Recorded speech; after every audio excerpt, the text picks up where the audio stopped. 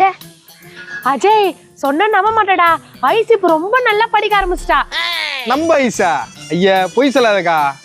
நிஜமாதான்டா, காலையில 4 மணிக்கு வந்து படிக்கிறா, நைட்டு 10 மணிக்கு வரைக்கும் படிக்கிறா. நம்ப முடியலையே. வேணும்னா இப்ப கூட வீட்டுக்கு வந்து பாரு, அவ பச்சின்தா இருப்பா. நான் நம்ப மாட்டேன், இருந்தாலும் வாங்க பார்க்கலாம். அக்கா ஆமாக்கா, ஐஸ் படிக்க ஆரம்பிச்சிட்டுக்கிறா. அடிச்சே. ஐஸ் ஏன்டி கோவமா இருக்க?